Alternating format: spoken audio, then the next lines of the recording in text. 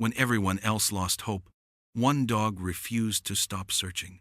What he uncovered in the shadows would change an entire town forever. The sun was setting over Maple Hollow, washing the streets in a tired gold light. It had been a quiet shift for Officer Jake Torres. Just the usual calls, noise complaints, a lost wallet, a couple of teens sneaking into the pool behind the rec center. He was just about to call in and start the slow drive back to the station when Ranger, his canine partner, stopped walking. The German shepherd froze in his tracks at the mouth of a narrow side alley behind the old bakery.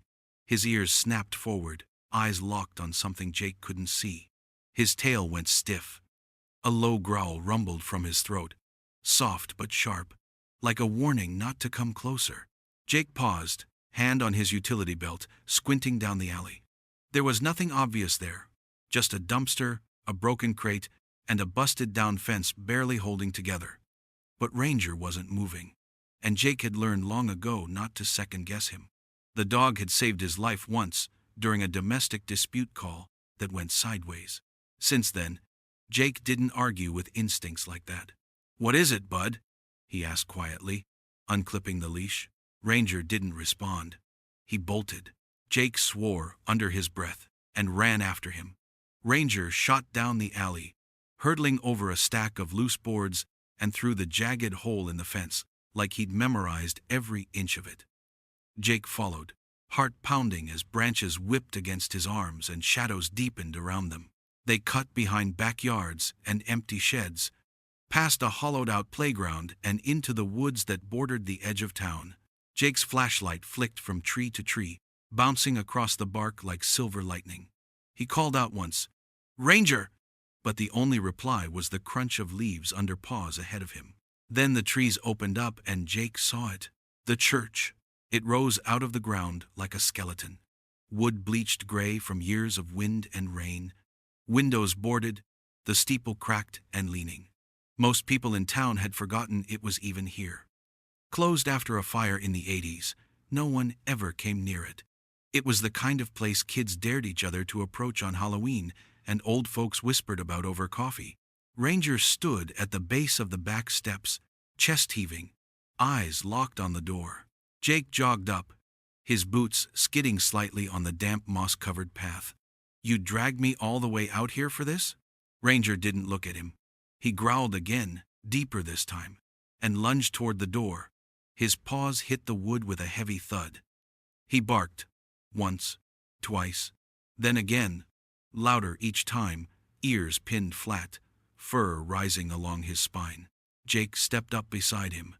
The door was chained shut with a thick, rusted loop of iron and a padlock the size of a fist. He frowned, shining his flashlight around the entryway, over the warped boards and broken handle. The smell hit him next, faint but sharp, something foul beneath the rot of old wood and mildew. "Okay," Jake murmured, hand drifting to the radio at his chest. "Okay, Ranger, I'm listening." The dog barked again, harder now, desperate. Not afraid, never afraid, but insistent. Jake looked at the locked door, then at his partner. Something was inside, something that didn't want to be found. 3 days before Ranger barked at the church, the sun had been shining bright and steady, not a cloud in the sky. It was just after 4 p.m. when Lily Carmichael waved goodbye to her piano teacher and stepped onto the sidewalk with her music folder tucked under one arm. She had taken the same route home for almost 2 years now, down Birch Street, across the old footbridge, and through the alley behind Mr. Henderson's hardware store. She knew to stay away from strangers, to keep her phone in her pocket, and to head straight home. But that afternoon, Lily never made it back. Her mother called the police at 5:23 p.m., her voice already tight with panic. She had driven the whole route twice, checked every store and park, called all of Lily's friends. Nothing. No sign of her. By nightfall, search teams were walking the streets with flashlights, calling her name. Volunteers gathered at the school parking lot, forming lines to comb the nearby woods. Drones were launched. Helicopters circled. But nothing turned up. No footprints. No tire marks. No witnesses. It was like she had vanished between one breath and the next. All they found was her water bottle, lying on the edge of the sidewalk near the bridge, and her backpack a few feet farther. The zipper was torn. The music folder was gone. Her phone had been turned off minutes after she left her lesson. At first, the town of Maple Hollow believed it would just be a matter of hours. Maybe she got lost. Maybe she was with a friend. Maybe it was all a misunderstanding. But by the end of day 1, hope had started to dim. And by day 2, fear took over. Lily's father, Ben, refused to leave the kitchen table, where he stared at his phone like it might ring with good news if he wished hard enough. Her mother, Claire, had stopped crying, which scared people more than the tears ever had. She just sat by the front window, whispering her daughter's name like it was a prayer. Reporters came, then left, when the story didn't change. The FBI stepped in, but even they found themselves at a standstill. There were no demands, no ransom, no pattern. Just a little girl with bright eyes and quiet dreams who had disappeared without a sound. On the third day, Officer Jake Torres brought Ranger in. Not because anyone asked, but because he couldn't stand sitting behind a desk while a child was missing. He'd worked with Ranger for 5 years, trusting him with searches, with rescues, with his own life. If anyone could find a trace, it was him. They started near the bridge, where the water bottle had been found. Ranger sniffed the grass, nose low, tail slow and steady. He circled once, then twice, and paused near the broken backpack. His ears twitched. He lowered his head again, sniffed deeper, and let out a sharp bark. Jake felt his chest tighten. The dog had found something. A scent. Faint, maybe fading, but still there. Ranger looked up at him, eyes sharp and waiting. Jake gave a single nod. "Find her," he said, and Ranger took off. The lock snapped with a loud crack as Officer Jake Torres and 2 deputies forced the old chain from the church doors. The sound echoed through the trees, sharp and unsettling. The doors creaked open slowly, dragging against warped floorboards, and a wave of cold air spilled out like something exhaled from a tomb. Dust danced in the weak light of their flashlights, floating through the air in thick, slow swirls. The pews inside were crooked and broken, some tipped over, others half sunken into the warped floor.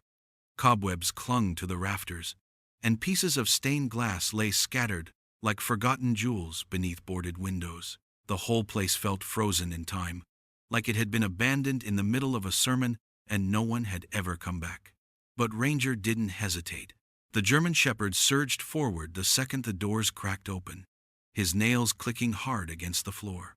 He sniffed left, then right, head low, breath quick. Jake followed close behind, one hand on his radio, the other gripping his flashlight. He tried to ignore the way his boots echoed through the empty sanctuary, how every step seemed to bounce back louder than it should. Ranger darted toward the altar. The deputies hung back, shining their lights across the ruined pews and water-stained walls, trying to make sense of the place. But Jake's focus never left the dog. He could see the tension in Ranger's body, the way his muscles coiled, the way his nose twitched, as if every inch of this place held a secret. Suddenly, Ranger stopped. He stood behind the altar, frozen, tail stiff, head tilted. He sniffed once more, then growled, a deep, low sound that sent a chill down Jake's spine. "What is it?" Jake called, stepping over a broken pew. Ranger raised a paw and scratched at the floor. Dust kicked up with each swipe, revealing something beneath. A seam in the boards, narrow but clear, a square outline. Jake knelt beside him, heart pounding. "A trap door," he said, brushing more dust away. The wood groaned as he and one of the deputies pried it up with a crowbar. It took effort. The hinges nearly rusted shut, but eventually it gave way, with a loud snap and a rush of foul-smelling air. They all leaned back, covering their faces. The smell was heavy and wet, like mold and old decay, the kind of scent that clung to the back of your throat and didn't let go. Jake pointed his flashlight into the opening. A narrow stairwell dropped into darkness. Stone steps, slick with moisture, vanished into the earth. Something dripped steadily below, a soft plink that echoed far too loud. Ranger growled again, louder this time, not out of fear, but urgency. Jake looked at the other officers. "We're going in," he said. One of them swallowed hard. "You sure?" Jake didn't answer. He just adjusted his grip on the flashlight, drew his sidearm, and stepped onto the first stair. Ranger followed close, his growl low and steady. The air down there was different, thicker, like it didn't want to be breathed. And with every step, the silence grew heavier, less like absence and more like waiting. The stairwell led them into a world the sun had forgotten. The deeper they went, the colder it became, the air turning damp and heavy like it had been sealed in place for years.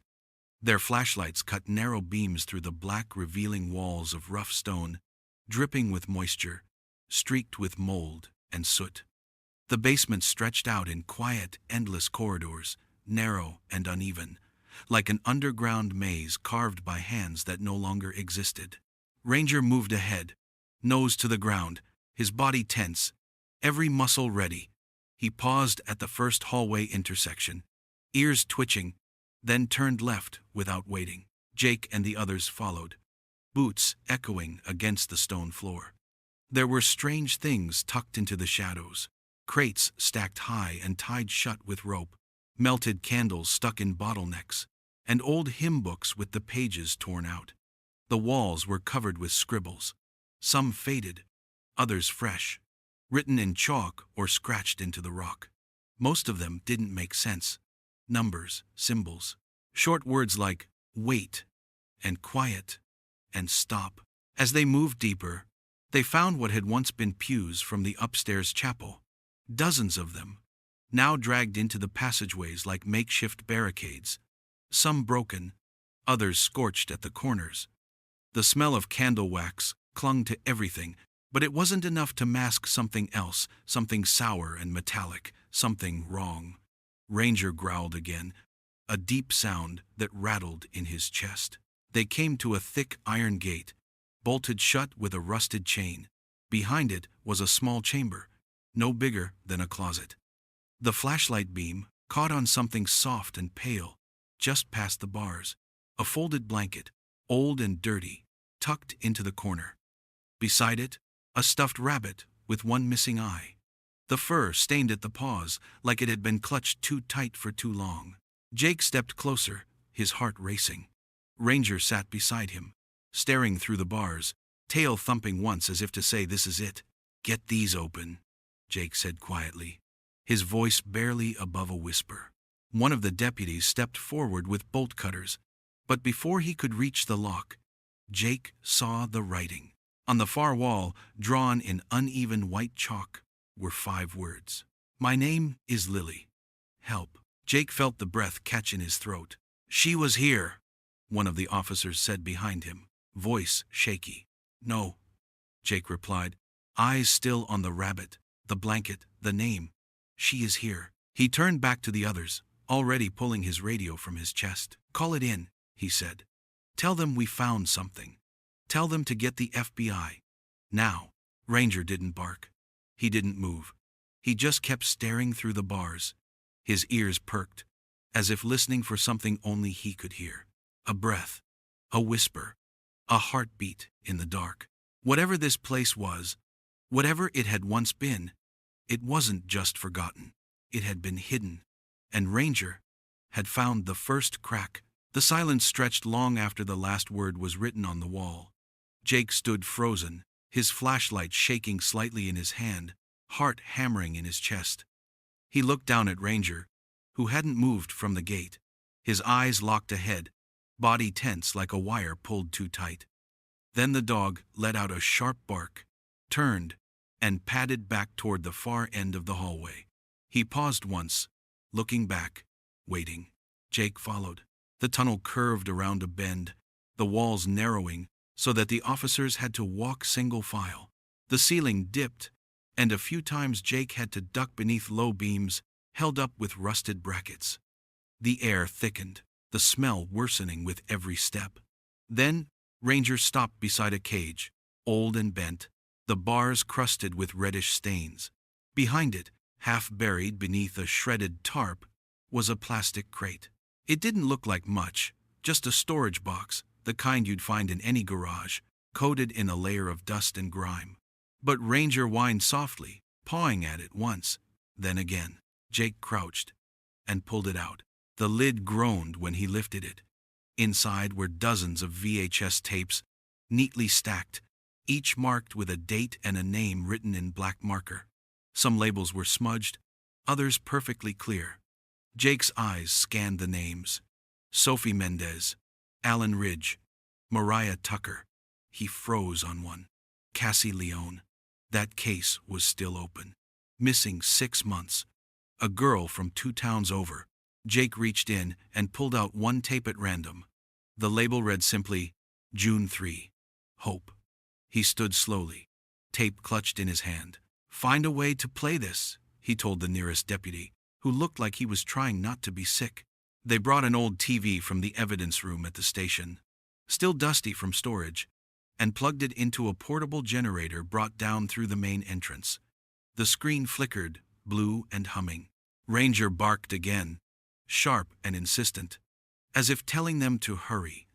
Jake slid the tape into the VCR. The image blinked onto the screen, grainy, black and white, static hissing in the corners. At first, nothing. Just a dark room. Then, a flicker of movement. A girl, no older than 10, sat on the floor, knees hugged to her chest. Her face was pale, eyes wide with fear. She was crying, quiet, shaky sobs that seemed to echo louder than anything else in the room.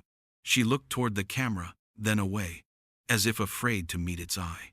No one spoke. The air in the basement went still, like the walls themselves were holding their breath. Jake felt the blood drain from his face. This wasn't one missing girl. This wasn't a random crime. It was organized, structured, and it had gone on for far longer than anyone had dared imagine. He turned to look at Ranger, who sat silently in the corner, eyes still locked on the crate. Not a sound, not a movement, just watching. And in that moment, Jake knew they weren't chasing a kidnapper.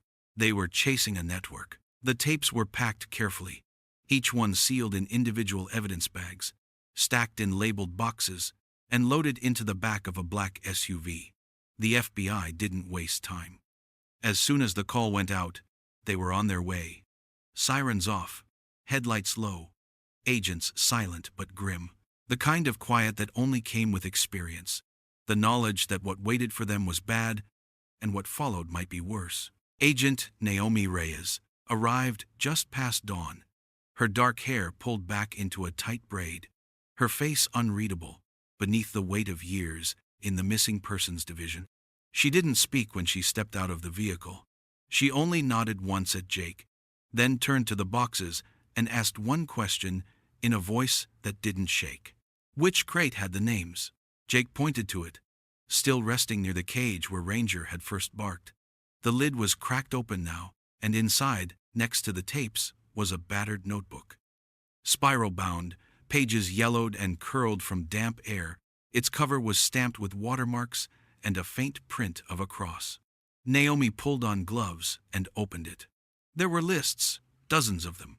Names, dates, and strange notations, some just a single word like delivered or pending.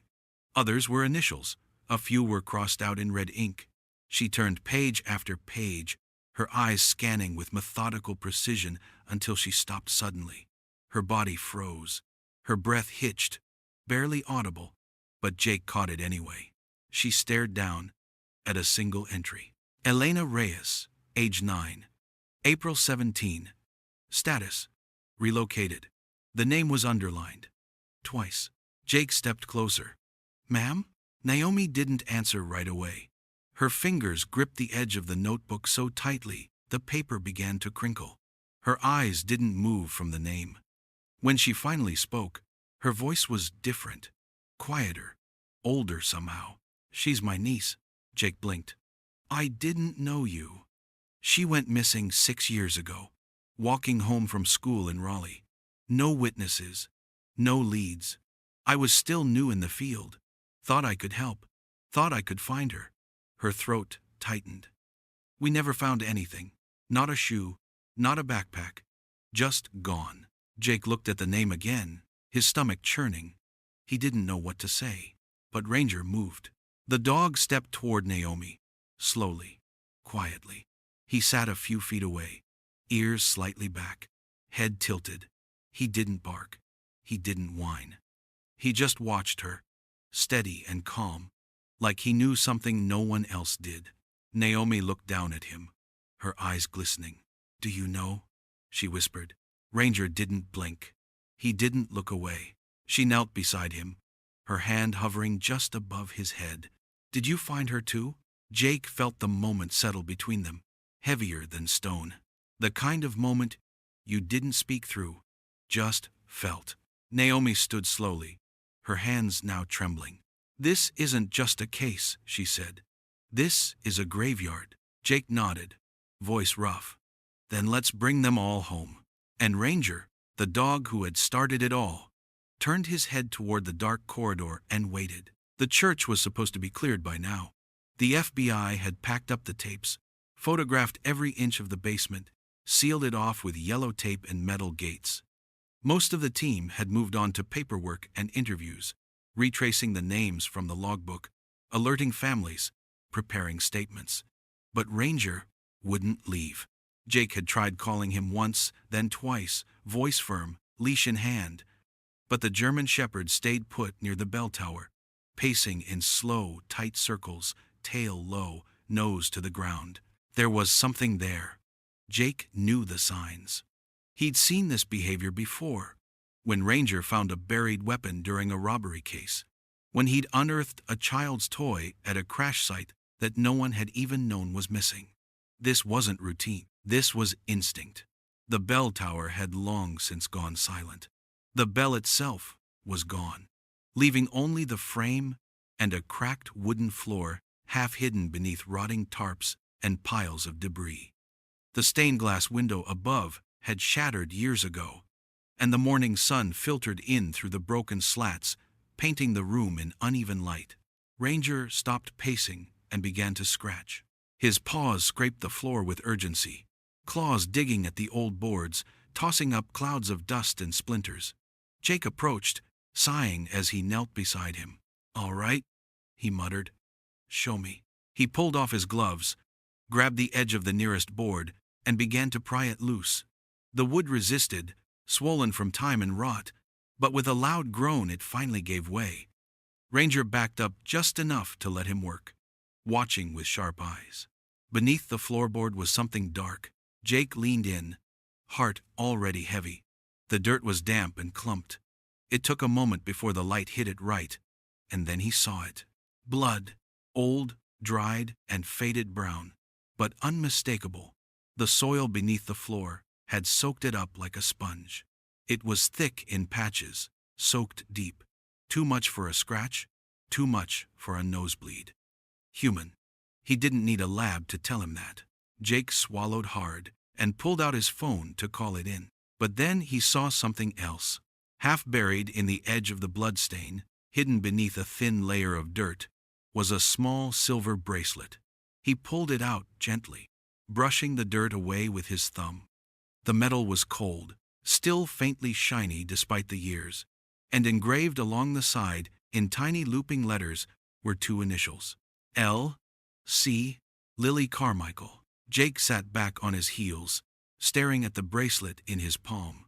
His stomach twisted. This changed everything. Until now, there had been hope. Thin, fragile hope that she was still out there, waiting to be found. But blood beneath the bell tower and a bracelet buried in the dirt told another story. One filled with shadows and endings no one wanted to face. Still, Ranger didn't sit. He didn't whine. He didn't stop. He turned his head, sniffed the air again, and walked back toward the front of the church, nose low, tail moving. Jake looked at the bracelet, then at the dog, a flicker of something stubborn rising in his chest. If Ranger was still searching, then maybe, just maybe, this wasn't the end. Because some dogs know when to mourn, and some refuse to do so until every piece of the truth is found. The morning came with a gray sky and a quiet that felt too deep for comfort. Fog clung to the trees behind the church like a warning, curling low over the forest floor and slipping between the trunks like smoke. Jake stood at the church's back steps, sipping bitter coffee and rubbing the stiffness from his neck. He hadn't slept much. No one had. The blood under the bell tower, the bracelet with Lily's initials, the logbook full of names, all of it pressed down on him like a weight he couldn't shake off. He thought maybe the dog would rest too, but Ranger had been pacing since dawn, restless and quiet, like something inside him was pulling tight. He wouldn't eat, wouldn't sit. His eyes stayed locked on the tree line, ears twitching with every shift of the wind. Then, without warning, Ranger took off. Jake almost dropped the coffee. "Ranger!" he called, already running. "Hey, stop!" But the dog didn't listen. His nose was low, tail straight, body moving with purpose. He tore through the tall grass, into the woods beyond the church fence, dodging between trees with the kind of focus Jake knew too well. It wasn't panic. It wasn't fear. It was scent. Jake cursed under his breath and followed. The forest was thick, the path uneven. Branches slapped against Jake's arms, thorns scratched at his legs. He ducked under fallen limbs and leapt over roots, heart pounding harder with every step. Ahead of him, he could barely see Ranger's shape through the fog, just the flash of his tail and the crunch of leaves underfoot. They crossed a narrow ravine where the earth dipped into a sharp slope, slick with mud and moss. Jake slipped once, catching himself on a tree trunk, and scrambled down after the dog. Ranger waited at the bottom, only long enough to be sure Jake was coming before sprinting again, deeper into the woods, towards something hidden. The trees opened up slowly, like parting curtains, revealing a wide, overgrown clearing. Vines strangled the ground, winding around stumps and rocks, and in the center, half swallowed by the earth, was what looked like the roof of a small concrete structure. Jake stopped short, breathing hard. It was a storm shelter, old, collapsed on one side, its entrance buried beneath leaves and dirt. The metal door was rusted and dented, one hinge broken, the other barely holding on. Cracks ran down the concrete walls, and something about it felt off, wrong, like it wasn't just forgotten, but hidden. Ranger stood in front of it, growling low, nose pressed to the seam between the door and the ground. Jake approached slowly, hand on his holster. "You found something, didn't you?" he whispered. The dog barked once, sharp and clear. Jake dropped to one knee, brushing dirt away from the door, searching for a handle. His fingers closed around cold, rusted metal. He pulled. It didn't budge. Then, just barely, he heard it. A sound from beneath. Faint, soft, a whimper. Jake froze. "Call for backup," he said into his radio, voice suddenly tight. "We've got something. We've got someone." And Ranger didn't move, didn't blink, just stayed planted at the door, standing guard over whatever was waiting in the dark below. The metal door gave way with a long, aching creak as Jake and the deputies finally forced it open. The hinges groaned, releasing years of dirt and rust in a cloud that stung the eyes and clung to the throat. A wave of stale air poured out, damp, sour, like mildew mixed with something far older, the kind of smell that told stories all by itself. Ranger was the first to move. He stepped forward slowly, ears twitching, body low, nose hovering inches from the cracked floor as he padded inside the shelter. Jake followed, flashlight held high, breath tight in his chest. The beam swept across cracked concrete, broken crates, and water-stained walls. Then it caught something small and soft in the corner. A girl, curled up on her side, knees pulled to her chest, her arms wrapped around a stuffed rabbit, so worn it barely held its shape. Her clothes were torn and smudged with dirt, her face pale, eyes wide in the flashlight's glare. She didn't scream. She didn't move. She just looked at them, blinking slowly, like she wasn't sure they were real. Ranger approached first, every step measured. Quiet. He didn't bark. He didn't whine. He simply moved to her side and sat. Then he leaned in, pressed his nose gently to her hand, and nudged the rabbit. The girl's lip trembled. "Please," she whispered, her voice thin and hoarse. "Please, don't take me back." Jake's knees hit the floor before he realized he'd dropped. His flashlight tumbled beside him, casting wild shadows on the walls. He swallowed hard and tried to keep his voice steady. "It's okay," he said softly. "You're safe now." She blinked again, eyes flicking from him to the dog. "He came for me," she murmured. Jake pressed the button on his radio. His hands were shaking. "This is Officer Torres," he said. "We've got her. Alive. I repeat, Lily Carmichael is alive." There was silence on the other end for a moment. Then a burst of static and a voice cracking with emotion. "Copy that. Medics are en route." Lily didn't seem to hear any of it. She was still staring at Ranger, who had now laid down beside her. His body curled just close enough to offer warmth without pressure. His ears were back, tail still, eyes soft. "He's been here before," she whispered. "In my dreams, I knew he'd find me." Jake swallowed again, hard. He wanted to wrap her in his arms, promise her it was all over. But he didn't move. Not yet. She'd been through too much. He could see it in the way her fingers clutched the rabbit, how she flinched every time a branch snapped outside. Instead, he sat beside her quietly, just like Ranger, waiting. Because this wasn't the end. This was the beginning of healing, of truth, of something far darker, unraveling beneath the surface of a quiet town. Jake looked down at Ranger, who looked back with steady, knowing eyes. "You did it," Jake whispered. But Ranger didn't wag his tail. He didn't move. He was still listening, still watching. Because somewhere out there, someone wasn't finished. And Ranger knew it. The hospital room was quiet, except for the soft beep of monitors and the gentle whoosh of warm air from the vents. Lily lay in the bed, her hands tucked beneath the thin blanket. The stuffed rabbit curled up beside her like it had never left. Her eyes were open, steady now, but too old for 10. She had stopped crying after the second day, not because she wasn't scared anymore, but because she'd already cried enough in that dark place beneath the trees. Agent Naomi Reyes sat beside her, notebook in hand, voice low and calm. Jake stood nearby, arms crossed, heart heavier than it had ever been in uniform.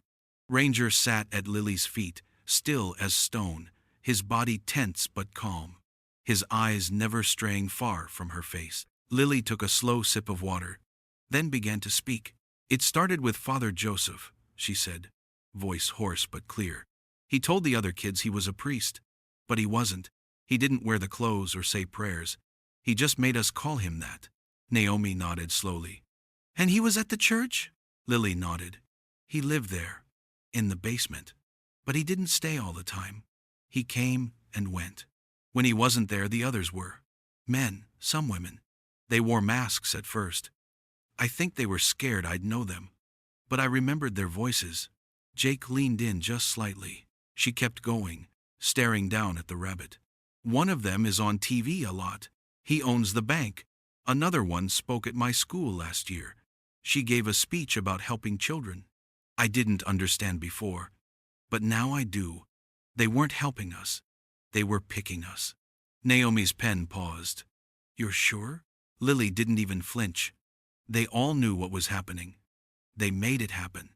They told me I wouldn't be missed, that my parents would forget me." Jake closed his eyes for a moment. "But I remembered something they didn't," Lily whispered. "What's that?" Naomi asked gently. Lily looked toward Ranger. "Him." The dog lifted his head. "They didn't know about the dog with the scarred ear," she said. "They didn't know someone would come looking for me who wouldn't stop, who wouldn't forget, even when everyone else did." Ranger shifted closer, laying his chin gently on the edge of the bed. Lily reached down and touched his head with quiet fingers. They thought they could hide me, like the others. But he found me anyway. Naomi set the notebook down carefully. Lily, she said, you just helped us open a door that people have been trying to keep locked for a long time. What you remembered, it changes everything. Lily didn't answer right away.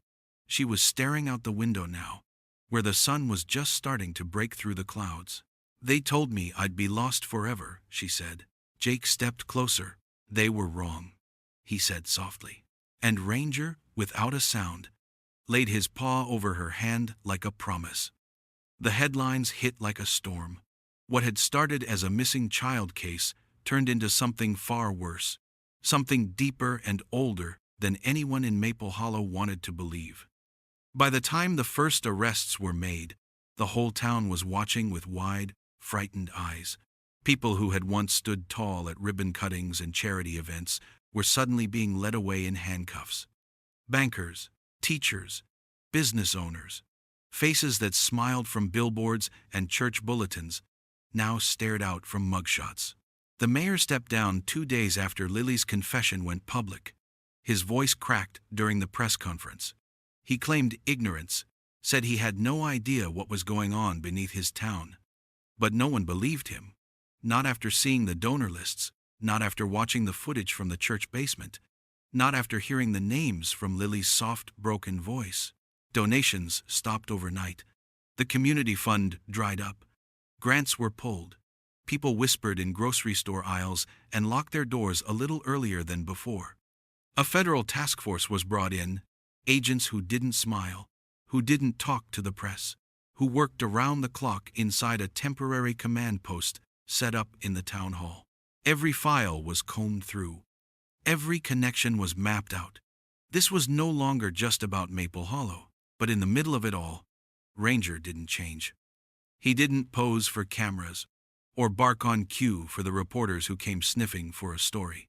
He didn't care about medals or plaques or the shiny new tag they tried to pin to his collar. He wasn't interested in praise. He still had work to do. Every morning, just after sunrise, Jake would let him out of the cruiser and watch as Ranger trotted toward the edge of the woods. He'd pass the old fence, step carefully through the broken gate, and move through the tall grass toward the crumbling church. The ruins were quiet now, roped off, and still, but Ranger always went straight to the altar. He would sit there, ears forward, body still. Sometimes Jake followed him, sat on the step nearby with a thermos of coffee and didn't say a word. Other times he just watched from the path. Ranger never barked, never paced. He just sat and listened. Like the wind might whisper another secret. Like someone else might still be trapped under the weight of lies. Like his job wasn't done. People called him a hero. They sent cards, treats, donations in his name. One kid even sent a hand-drawn comic with Ranger wearing a cape and badge. Jake pinned it up at the station. But Ranger didn't care about any of that, because he knew what it meant to find someone when no one else would. And he knew, deep in his bones, deep in the place where scent lived and instinct spoke, that not every evil had a name yet. So he waited at the altar, ears twitching, nose to the wind, not for praise but for silence to break. Because some dogs don't stop when the news goes quiet. Some keep listening until the last secret is finally heard. The air was cold but gentle, the kind that carried memory instead of chill. Dozens of people stood quietly in the clearing behind the church ruins, bundled in coats and scarves, candles flickering in their hands. The wind moved softly through the trees, rustling the last of the autumn leaves like whispers too quiet to hear. The foundation of the old church still remained, broken stone and scorched boards, but the altar was cleared and clean now, a long wooden table built from fallen beams. That's where the candles were placed, one by one, each flame a name that once had no voice. Lily stood at the front, a candle trembling in her hands. Her stuffed rabbit was tucked under her arm, and her other hand rested gently on Ranger's head. The German shepherd sat beside her, still and calm, his eyes steady, his body quiet, like always. He didn't need a leash. He never had. The names had been written in chalk across the altar. Some were known from the logbook, others uncovered through the task force's work. Most didn't have faces, but that didn't make them less real. Tonight, the town gave them back something they had lost: acknowledgement. Lily stepped forward and lit her candle. "For the ones who didn't come home," she said softly. She placed the flame on the table beside the others. Then she knelt beside Ranger, wrapped her arms around his neck, and whispered something no one else could hear. The dog didn't move. Just leaned into her, the way he had the day he found her. The way he always did when words weren't enough. "You brought me back," she said. Behind them, Agent Reyes stood with Jake, both holding candles of their own. Naomi's face was wet, tears slipping down without a sound. Jake had never seen her cry before, not even when she found her niece's name in that logbook. But tonight, it wasn't just grief. It was something else. Peace, maybe, or the beginning of it. After the vigil, the crowd walked slowly to the edge of the property, where construction signs marked the boundary of something new. A children's center, already halfway built, stood beneath the shadow of tall pines. Its roof was lined with solar lights. Its front doors were painted bright yellow. A wooden sign had just been placed at the path's entrance. Carved into it were the words, "Ranger's Refuge," a place for healing, for hope, for home. Jake knelt beside Ranger and clipped a new tag onto his collar, one that gleamed in the light of the candles behind them. It simply said, "Guide, Guardian, Hero." They didn't give speeches. They didn't need to. The town had seen enough words, twisted and broken. Tonight was about truth, about honoring the silence that had once held too many secrets. Ranger stayed beside Lily the whole time, his paw resting on her boot, his body pressed close, like a shadow made of warmth instead of darkness. Because some dogs don't just find the missing. Some bring the light back with them, and some never stop watching, never stop waiting, until the world is safe again. Thank you for watching this video of a dog's devotion. If you liked this story, show your support with a like, and join us by subscribing for more inspiring stories like this one.